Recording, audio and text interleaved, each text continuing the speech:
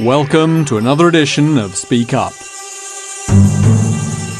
Επιμέλεια Γιώργος Πιτροπογιαννάκης.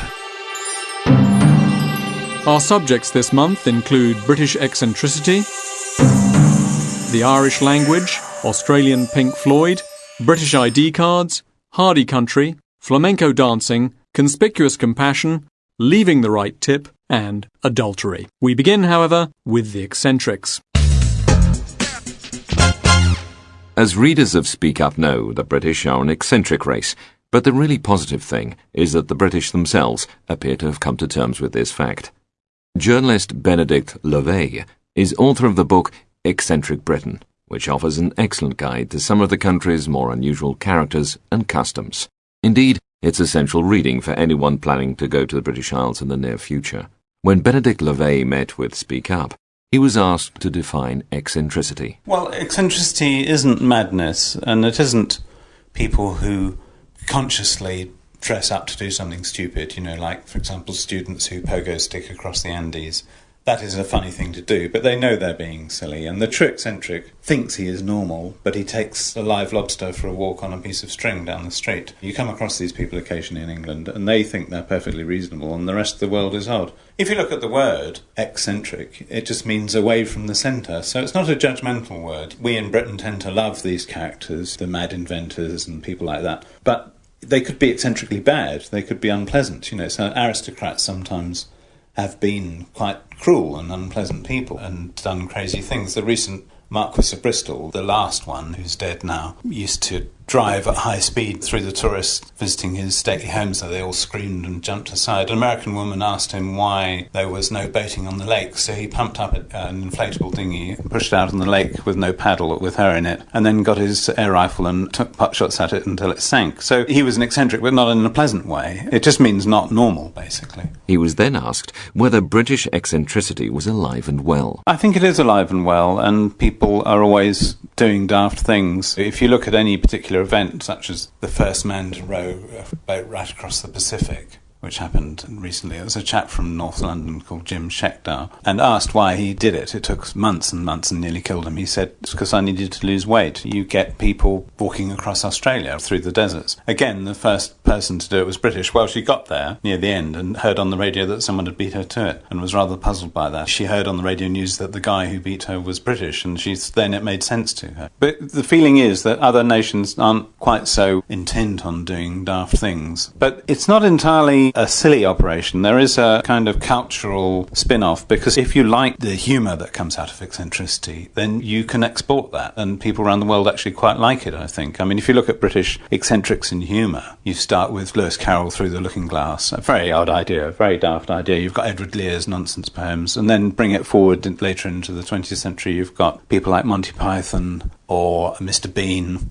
People around the world actually quite like to see the British being crazy like this, and it exports well. Even today, we're making a lot of films, and it fits in well with the world's view of the British. So it is a resource you can bottle and export, in fact. In conclusion, Bernard Lovey was asked whether he had a favourite British eccentric. An excellent example of the slight obsession you get with eccentrics, with their thing that they decided to do, was a farmer in the West Country called Hugh Kennedy, who decided, when he was in the pub, these things are often decided in the pub, that he would, in conversation with a friend, he recalled that in school textbooks they had medieval siege engines that were as big as churches, sort of tripod-like things with a swinging arm, called a trebuchet. And they decided that they didn't really believe that these things worked, or they wanted to find out if they did. So they built a small one about as tall as a room, and they flung flaming lavatory bowls across a field and blew them up on the other side. Then they built another one as tall as a church steeple, massive thing with huge counterweight on it. And they flung a piano across some woods where they live, and they filled it with petrol and explosives so that it went pyoing and blew up nicely at the other side. So they proved the thing. Then they remembered that in the textbooks they'd had at school, they used to fling prisoners over castle walls. So they flung some dead pigs across this forest. And then they wanted to test its full power, so they drove up a Yugo car and hooked this on and stuffed it full of explosives again. And it went flying across the trees and landed and blew up on the other side of his farm. And it was a very intensely funny moment, but for him, he just studied it and said, pity about the car, rather good runner, that one. And it was just a moment where you could see the eccentricity of this chap, who thought this was all totally reasonable thing to do. Marvellous. to Ireland next for a look at the revival of the country's language. So if I was to ask you, where are you from? I would say chaos to. K, where, us, from, to, you. Us, Cork, me. Us, Dublin, me. Us, England, me. Us, Germany, me. Us, wherever, me. Chaos to, Dolores. Us me the first. Us been first to me. Oh, sorry. Us the first to me. An Irish class for beginners at the Oidis Gael Cultural Centre in Glencolumbkille, Glencomkille in Irish, a small village on a beautiful peninsula in the northwest of Ireland. The waves of the Atlantic Ocean roll onto nearby beaches, dark brown stacks of peat dry in the fields, and dozens of weathered pre-Christian stone crosses and tombs dot the landscape. This corner of Donegal, the Republic's northernmost county, is part of the Irish-speaking Gaeltacht. Around 90,000 people live in the Gaeltacht, mainly in the west of Ireland, often deprived areas with traditionally high levels of immigration. Just over half of the people here speak Irish on a daily basis. Oidis Gael, meaning Celtic education, has been one of the most successful initiatives to keep the old language alive. Its director, Liam O'Conaghan, was born in Glencolumbkille in 1953 and returned here from Dublin in the mid-1980s to found the centre. The reality is that the language was banned in Ireland for about 150 years, that there were legal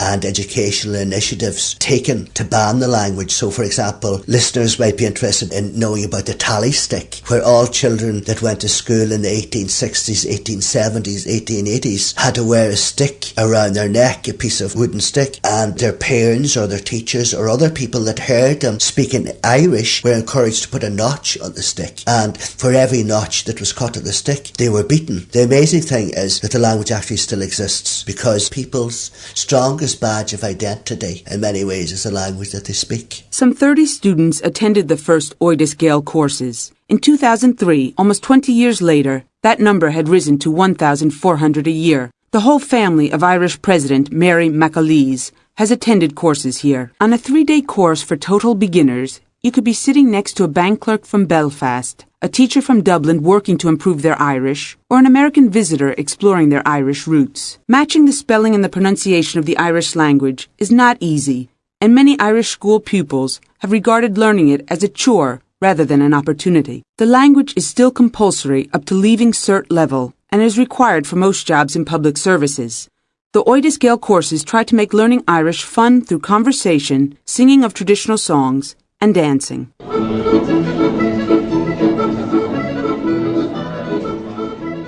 Further down the coast in County Galway, the largest Gaeltacht area, the Irish radio station Radio na Gaeltachta has been broadcasting in Irish for over 30 years. In 2001, Radio na Gaeltachta began broadcasting 24 hours a day, all year round, to all of Ireland and beyond, and it now has an audience of some 150,000 listeners. Based just along the coast road, amongst the green fields and low stone walls of Connemara, the Irish language television station TG4 was set up in 1996. Its director, Michael Lally, grew up speaking English, but is passionate about Irish language broadcasting.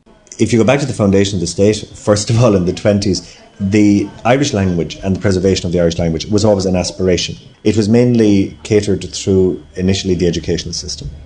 Then you had the print media from about the 30s onwards. You had an Irish language newspaper funded or subsidised by the government. Radio na Gaeltachta, as the Irish language radio service, was established for the Gaeltacht, the Irish-speaking areas in the country. But until the economy was at the stage of the Celtic Tiger, where we're at the moment, it would have been very difficult for any government to justify expending the kind of money that is involved in establishing an all-Irish language television station. The early days were not easy. Expectations were huge, and it was hard to find suitable journalists. Today, news programs and TG4's own Irish language soap opera are very popular, and some 730,000 people tune into the station every day. The station plans more Irish language children's programs for the future. The renewed interest in the Irish language stems mainly from the middle classes, many living far from the Gaeltacht. In order to survive, says Michael Lally, Irish has to keep on finding ways to reconnect with young people's sense of cultural identity and pride. It is not the role of TNG to conserve the Irish language. That will be a byproduct of the existence of this television station. It's part of that renaissance that's taking place in Ireland. The Ireland of the storytellers, the Ireland of the creative, is, to me, the Ireland that we are moving towards more and more, while it is also the Ireland of economic forwardness and success. Next up, Australian Pink Floyd. One notable music phenomenon at the moment is the growth of tribute bands, groups who perform the songs and stage act of famous bands from the past. ABBA and Beatles tribute bands are, of course, to a penny, but in recent years we have seen the emergence of the Canadian group, Musical Box, who imitate Genesis down to the last detail, and Australian Pink Floyd, who are equally faithful in their rendition of the Floyd stage show, including the spectacular lighting. Bass guitarist and vocalist Colin Wilson explains that the band were formed in Adelaide in the late 1980s. Originally, we just started doing local gigs. It was all about just seeing originally whether it was possible to do it on that small scale with a very limited budget. But it became evident pretty early on that the Floyd fans wanted to see it, and it was possible to recreate the sounds and the music of Floyd, and it's just grown from there. But it did take a few years to really get going, and the difficulty in Australia we had was that everywhere is so far apart. It's hard to tour in Australia at a small level because of the distances. You know, you've got a couple of days driving between capital cities when you're trying to do it in a transit van. So yeah, that's the difficulty with Australia, and hence we brought it over to the UK, and it's really kicked off in the UK since then. Australian Pink Floyd have been based in London since 1993. They are constantly on tour, and last year they played at the prestigious Royal Albert Hall. Colin Wilson is the first to admit that their success is due to the absence of the real thing. If it was once impossible to see the real Pink Floyd in Australia, now you can't see them anywhere, as they haven't toured since the release of their last original album, Division Bell, in 1994. Funnily enough, even the real Pink Floyd seem to miss the old days. Wilson says that Australian Pink Floyd enjoy a good relationship with most of the original Floyd members, especially Dave Gilmour. He was actually just finishing up the Division Bell tour in '94, but he came to a show we did in London, and we didn't know he was there, but he came along and watched the show, and then he came backstage afterwards and introduced himself to us, and we had quite a good chat with him. Yeah, he was very gracious about it. He said he'd really enjoyed it, and he said it was the first time that he'd ever had the chance to be in the audience at a Pink Floyd gig. Gilmour even invited Australian Pink Floyd to play at his 50th birthday party in 1996. Since then, tribute bands have sprung up everywhere. Well, I think the tribute band scene at the moment, certainly in the UK, is as it was in Australia during the 90s, in that just about every club in every city and town in the UK has got a tribute band on. When we first came over to the UK, there weren't so many tribute bands as there are now, and I think there's a bit of a bandwagon thing where people are sort of thinking, okay, if that's all the club promoters are going to put on, we'll form a tribute band to someone or other, and that's what we'll do. Some of the bands form because they love the music and they're dedicated to doing it properly, and probably some of the others do it because it's a way of getting work, really. And now we hear about British plans to introduce ID cards. The last time ID cards were used in Britain was during and shortly after the Second World War. They became so unpopular that they were abolished in 1952. Now the Labour government is planning a high-tech national identity card scheme to be introduced in stages over the next decade. The idea has the backing of the Prime Minister, Tony Blair, and surveys suggest that 3/4 of the British population would support the introduction of ID cards. Barry Hugill, Director of Communications for Liberty, the British Civil Liberties Campaign Group, is not convinced. I don't think there's much doubt opinion polls would show the majority of the population in favour of a card. But the caveat to that is that if the question is rephrased and the question becomes, if you had to choose between £7 billion being spent on an ID card or £7 billion being spent on improving the National Health Service, you get a completely different response. What I think has happened is that the idea has been sold in Britain primarily as a way of tackling crime and illegal immigration. These are of obvious concern to the British public. When it's put to them as a statement, an ID card will help us solve these problems, people, not surprisingly, say we don't have a problem with that. In November 2003, Home Secretary David Blunkett declared that an ID card scheme will help tackle the crime and serious issues facing the UK, particularly illegal working, immigration abuse, ID fraud, terrorism and organised crime. The Home Secretary claims that identity fraud costs the country more than £1.3 billion per year and wants to introduce biometric technology to tackle it. This means digitally encoding unique individual physical characteristics, such as fingerprints, facial recognition or iris recognition, onto a smart card. The technology is not cheap. The government's own figures indicate costs of £3.1 billion, but this figure excludes annual running costs and maintenance. Opposition groups and industry experts expect the true costs to be nearer £7 billion. The British government does not, however, have a good track record when it comes to introducing large-scale computerised projects. Recent disasters include a failed benefit smart card scheme costing over £20 million, serious failings with the air traffic control system, and children being sent home from school because of computer glitches at the Criminal Records Bureau. All three schemes were contracted out to the private sector. Since the government itself does not have the capacity to run the British ID card system, says Barry Hugel, it's inevitable that a private firm will be used. An ID card is not really about the piece of plastic people would have to carry. It's about the information contained on that card, the storage of that information, who's got access to that information. I do think that the British public would start raising questions about a national ID card scheme, so that's what, 65 million population of the UK, with the data held, I don't know where it would be held, but held on the computer of some American multinational. It does raise endless questions about control and about privacy. As for the issue of illegal immigration, Barry Hugel points out that other European countries operating identity card schemes have similar problems with illegal immigration. The police generally welcome the introduction of ID cards, arguing that the scheme will help counter organised crime and terrorism. Yet Hugel points out that most of the terrorists who carried out the September 11 attacks were carrying legal identity documents and living undetected in the US.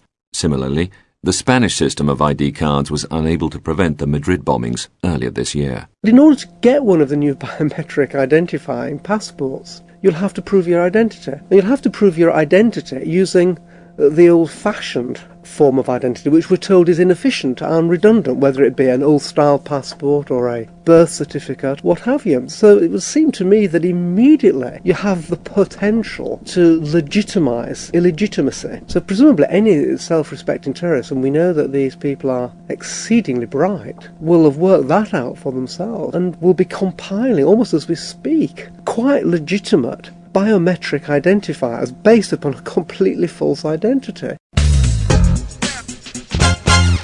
Still in Britain, we take a trip to Hardy country. Thomas Hardy is a key figure in English literature. Almost 80 years after his death, his novels are read the world over, and many of them are known to non-novel readers thanks to numerous film adaptations. Hardy helped put his home county of Dorset and the surrounding region of Wessex on the literary map. For those wishing to visit this picturesque part of the world, there is plenty to see. In the town of Dorchester, which provided the setting for the Mayor of Casterbridge, you'll find Maxgate, the house that Hardy called home from 1885 until his death in 1928.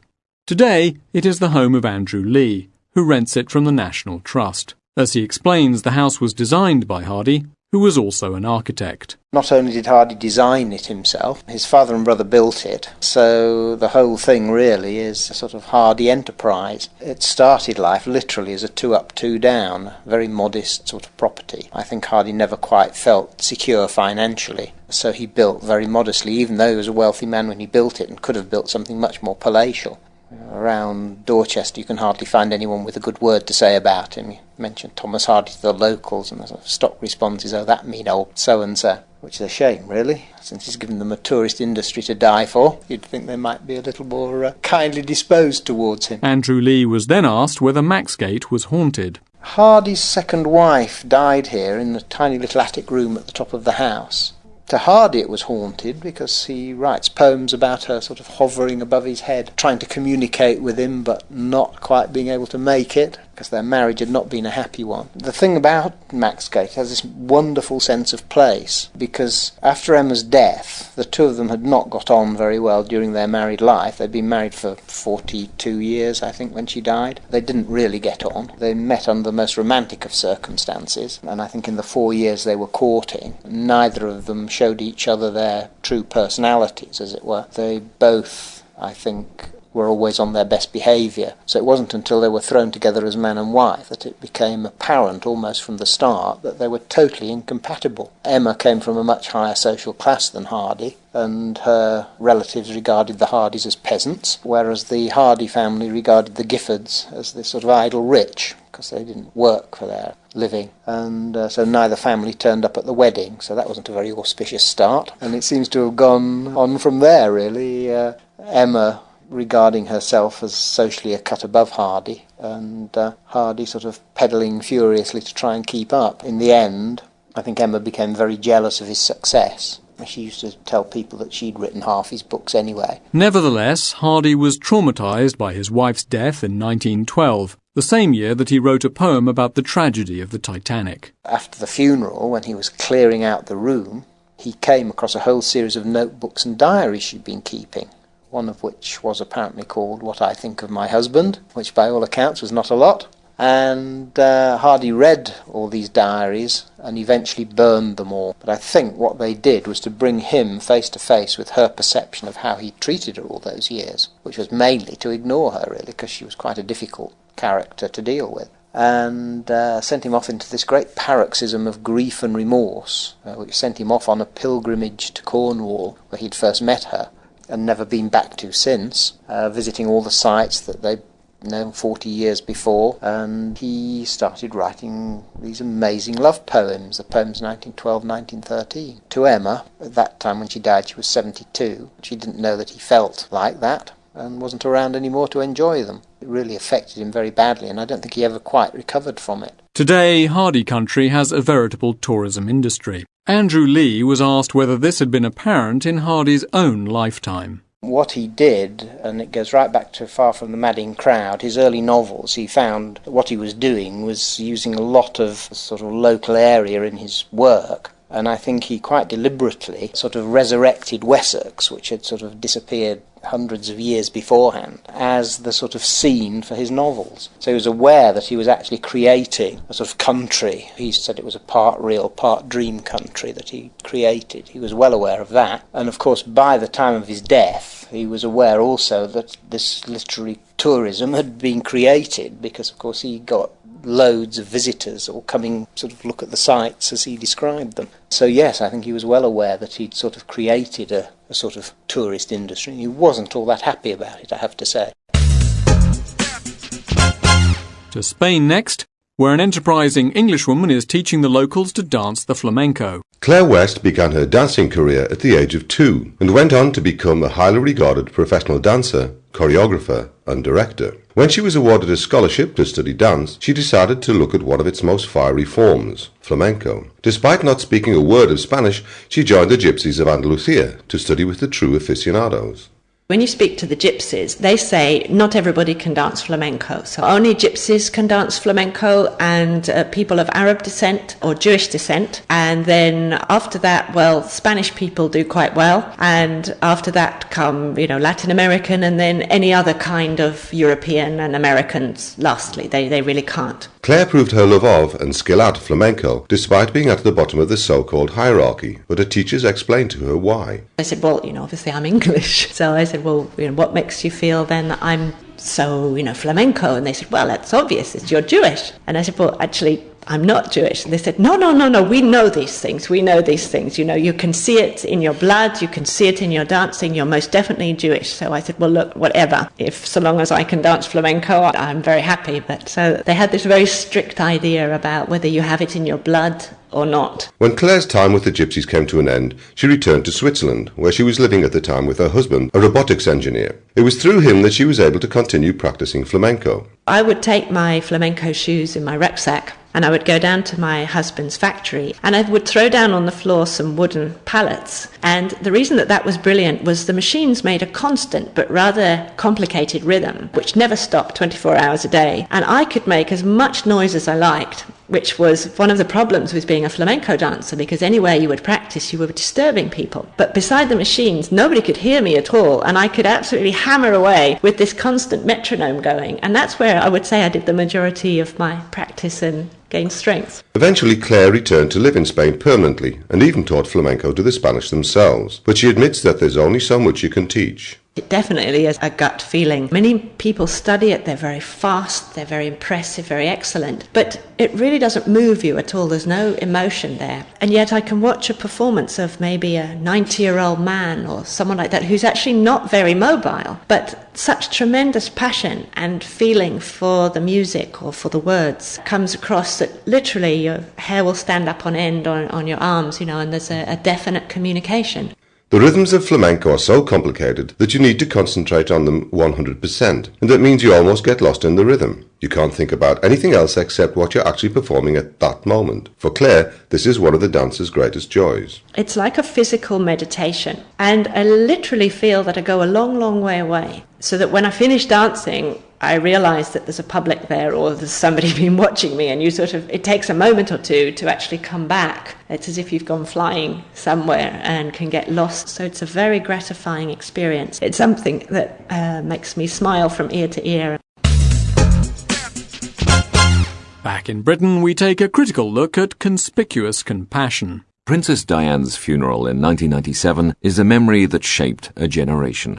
Like Tony Blair and the Clintons, Princess Diana was known for her empathy, her supposed understanding of other people's suffering. At the end of her own brief yet troubled life, she finally achieved her ambition of becoming the Queen of Hearts, as the whole nation unified in sorrow. Except that it didn't. The extravagant public displays of grief were totally insincere, and their repercussions on national life completely negative. This is the controversial but convincingly argued view of the journalist Patrick West, whose report, Conspicuous Compassion, has stimulated a lively national debate about the direction in which British culture is heading. He explained why Princess Diana initiated a new and undesirable shift in attitudes. She was the extreme example of our unhappy society, and so therefore it was completely natural that people who are similarly unhappy and lonely should go down to grieve for her or pretend to grieve for her. But they didn't know her, and there are people in the world who work for charities but don't make a loud noise about it and don't do it as a form to receive reciprocal love in the way, and there is a place here for Tony Blair and the Clintons, and they really latched on quite cleverly to the language of empathy and language of victimhood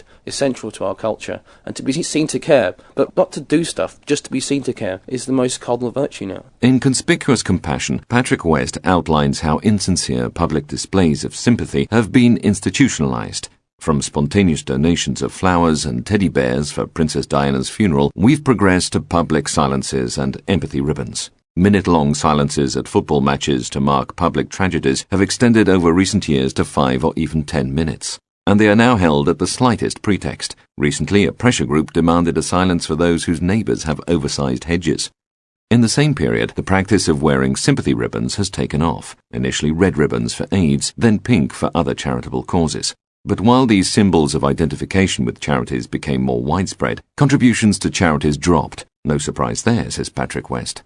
In his view, conspicuous compassion is about feeling sorry for only one person, and that's yourself. It has been charted by sociologists in the post-war era how we have become, in the West and in Britain, a much more fragmented and lonely and atomized society. We don't know people anymore. And as the British psychologist Oliver James wrote in Britain on the Couch in 1998, we are richer and healthier than ever, but we are more unhappy. My point of view is that these forms of public mourning and public compassion act as a form of catharsis. It's a way to articulate our unhappiness. And so if you cry over dead strangers, you're not showing respect for them, you're using them as a conduit to express your own unhappiness, and that's what makes it's not actually good to cry over strangers. You're using them, and it's disrespectful to use them in that respect. These forthright views have generated controversy. Commentators in the UK and around the world have accused Patrick West of trying to reintroduce the British stiff upper lip, the emotional control that once characterised the British personality. Yet Patrick West denies this. He's never suggested that restraint is necessary in situations of genuine bereavement. Anyway, What's so great about emotion? The underpinning point of human civilization is that we don't give in to our emotions. If you gave in to your emotions, we get to the stage where we don't like our neighbour, we go around and attack them. Part of human civilization is sometimes putting reason over emotion, as even Sigmund Freud wrote in Civilization and Its Discontents in 1929. If we give in to our emotion in every single facet of human existence, we're no better than animals. And this is really my point. Our letter from America this month is about the art of tipping. "Excuse me?" I asked. The young lady sitting alone at the bar repeated her insult. "A $1 tip for 5 drinks? That is so cheap." Actually, it was 3 drinks for $12, which makes the tip nearly 10%, I countered. And wondering why I was defending myself, I asked, "Are you with the service industry Secret Service or something?" Any foreigner in America will sooner or later have an awkward encounter over tips. I'm beginning to think that arrival signs for immigration in this country should read, "Welcome to America. Please leave an adequate tip, regardless of how much you enjoy your stay." You see, here you tip everyone. And well. Since I've lived in the United States for the past 8 years, you'd think I would have figured that out by now. But no, I'm still a cheapskate, it seems, oblivious to the fact that wait persons in this country have to live on their tips. Their salaries, if they're paid at all, are well below minimum wage. So when it comes time to settle a bill, pay attention. These folks need a tip, a real tip, not just the easy 10 to 15%. Actually, 15% is the bare minimum these days. If you don't want a screaming waitress in your ear, not to mention a frosty stranger dissing you, better make it 20%. Or more. I'm serious. An old girlfriend and I used to frequent an Italian restaurant in L.A. where we were always showered with hospitality. Then, one Friday night, after occupying a booth for the better part of an evening and eating almost nothing, I left what seemed like a generous 15%. Our waitress stormed up after us shouting, "Are you for real?" Luckily, the manager smoothed things over, but that, I've since learned, was itself an aberration. Leave a 10% tip these days, and the owner will often come over. "Was it not to your satisfaction, sir?" "No, everything was fine," you might reply. "Then why the lousy tip?" I'm always tempted to remind such people that, if he paid his employees a little more, we wouldn't have to be meeting like this. Tipping has clearly gone too far. As I see it, we do it out of fear. At one pricey restaurant not long ago, I tipped extravagantly, chiefly to impress a new date. I must have been really smitten, because I also calculated the bill wrong and gave the waitress a 40% tip rather than the 20% that I'd intended. She didn't even thank me. I've taken to tipping taxi drivers 20%, worried that they might back over me as I step out. Friends tip their barbers, wary of future botched hairdos. I've also found it's a good idea to tip the food delivery man too, and well. Otherwise, who knows what he might do next time you order a pizza with everything. Don't get me wrong. I'm all for a little baksheesh, as such petty inducements are known in Arabic. Tipping can make things happen faster and more successfully. But if it's required just to get the ball rolling, then it's not a tip, it's a bribe. In any case, I think the government should deal with this, maybe set up an agency for confused foreign visitors, or publish pamphlets called Tipping for Dummies. Las Vegas has it right. There, some restaurant menus point out that a gratuity is added to the price of meals for parties of 8 or more, and all foreigners. They should do that everywhere, in big, bold letters, like this, perhaps. "Thank you for being our guests. Please leave a big tip. It's the American way." We conclude with an American short story, After the Wink by Carolyn Steele Agosta. Please note that it has been divided into 3 tracks on the CD. It starts out so harmlessly. I don't really mean anything by it. I'm just in one of those moods. I mean when you're 42 years old and have 3 kids and a husband and responsibilities. Who figures on finding excitement, too? Other than bad excitement, like when you have to hit the brakes hard and all your blood vessels get a quick yee-haw. It's true, I've been noticing men a lot lately. Their arms, particularly. Don't ask me why, but I've suddenly become fascinated with men's arms. Forearms, lightly furred, with those lines of tendons and the swell of muscle below the elbow that women just don't have. And men's hands, square and capable. I see them everywhere. It's not just the young men either, mind you. I've been noticing older men, too. Men in their 40s and 50s. Men who maybe think no woman is looking at them that way anymore.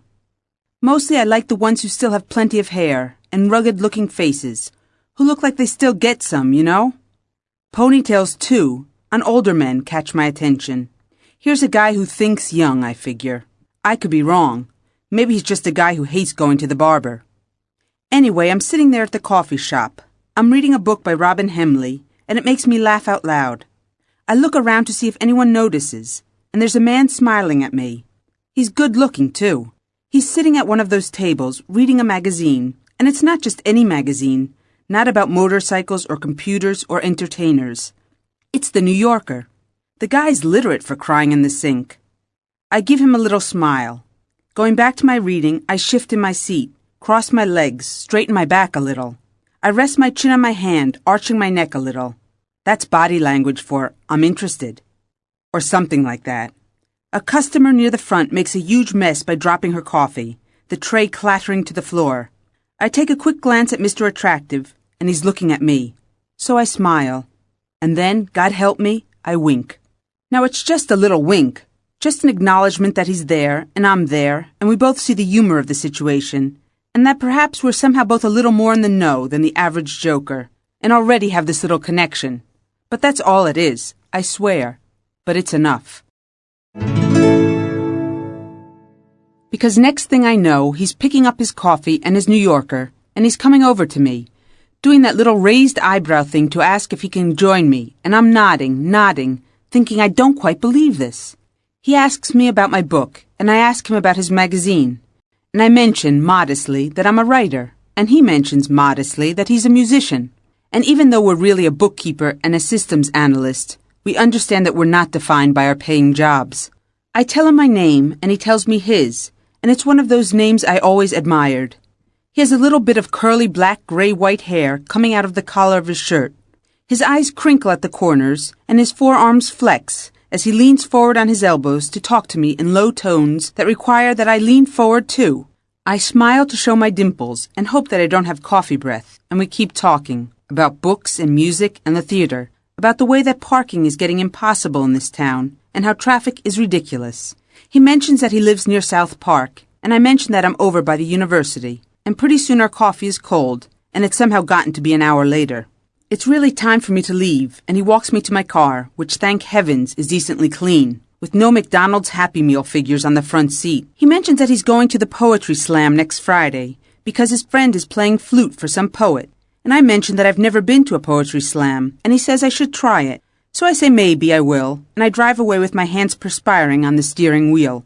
I have no complaints about my husband, that has to be understood. He's loving and thoughtful and sexy, and he picks up his socks and puts down the toilet seat. But on Friday night, I'm at the damn poetry slam, trying to look like I'm enjoying it, but really keeping an eye out for Mr. Handsome, only I don't see him and feel like a fool, and I'm just getting ready to leave. I mean it, I'm only giving it 5 more minutes, when he walks in, and he winks at me. The place is crowded and noisy, people are talking to each other and completely ignoring the woman in purple tights and purple hair, who is bellowing some poem about spaghetti. And when he takes my elbow and leads me away to a quieter corner, a little thrill runs right up my arm. He asks if I want to get out of there, and I nod, and suddenly my knees are way too loose, and I'm afraid that if I walk, they'll bend backwards, the wrong way, which would not be attractive at all. I manage to pull myself together, and we get in our cars, and I follow him to a bar, which is quiet and low-lit and has a nice band playing oldies. We talk and dance, and his arms go around my waist, which has mostly been used to apron strings and baby's monkey legs, and my husband's arms,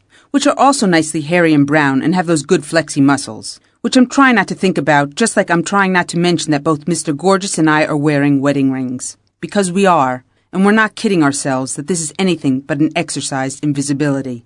You see, it seems to me that after 40, you become invisible. Oh, you're still there and people see you, but they don't really see you. They see this person whose daughter is now an adult, and whose mother is now a child, and who's supposed to hold everything together. A person who couldn't possibly have desires and doubts and unfulfilled longings. A person who is still, improbably, perhaps imperceptibly, a person. I take a good look at Mr. Still Has It, and I can see that he still loves rock and roll, and still would look good behind the wheel of a Corvette, and still has a bit of anxiety about how he looks to a younger woman, which I am to him. So I smile and flirt, and he flirts back, and it feels real good. We dance, and I think about how strange it is to be in the arms of someone else. Another man, a man who is a bit taller and bulkier than my husband, with a different voice and different lips and different eyes. It feels so weird, and then it feels even weirder when he kisses me, which he does, right there in the middle of the dance floor. I haven't kissed another man on the lips in over 20 years, and now his mouth is on mine, and it's different, a different touch and taste and style. More than that, it's real. I'm really here, and I'm doing this thing. I start to shake, start to vibrate like a goddamn tuning fork, until he probably thinks he's such a good kisser that I'm going into orgasm. But actually I'm about 3 counties away from an orgasm. I'm just shaking with fear because I realize that I'm thinking about a lot more than kissing, and that scares the hell out of me. He laughs a little, softly, in a pleased sort of way, and I blush all the way to my fingernails, and we go back to the table. He's looking at me and I think, yes, look at me. I'm not ready to be old, to have all my fun behind me. I want to shimmy when I dance and wiggle when I walk. I want a man to look at me and get a little yee-haw of his own. Then I begin to think that maybe this is why people cheat in the first place. To have this warm glow that comes from someone else's eyes. To remember who they are and not to be the person that everyone thinks they are. And a little bit not to be the person they know they are. I look at him too. I see a man who's just as scared as I am of becoming invisible, or being seen as past it, on the far side of manhood, as being old. So I reach across the table and take his hand, good hands, wide and blunt-fingered, the hands of a man who can fix things. I stroke his wrist, and tell him without saying it that he's still pretty sexy looking, and makes my mouth water. I think about all the things I've never done, and all the things I'll never be, and I wonder if it's too late. A rush goes through me, starting with my lips, making them feel warm and full, and I think, damn, what a hell of a time for my first hot flash. But it's not a hot flash. It's the realization that I'm not going to do a thing. Because among all those things I wanted to do with my life, this wasn't on the list. I give Mr. It Might Have Been a quick kiss on the cheek. I'll have daydreams for a while about him, play with thoughts that should send me to confession, and keep the memory of his kiss for those days when I can't jumpstart my own desires. I drive home and sit for a moment in the car, looking up at the light in the bedroom window. You know, sometimes a wink is really just a nervous tick, a sudden twitch of muscles contracted in error by a misguided neuron, an accident of synapses gone awry. The muscles keep twitching until something clicks over and they smooth out, like a skip in an old 45 RPM record, and everything goes back to normal. The way it should be, I guess. The way it is. The way the music plays best. Speak up!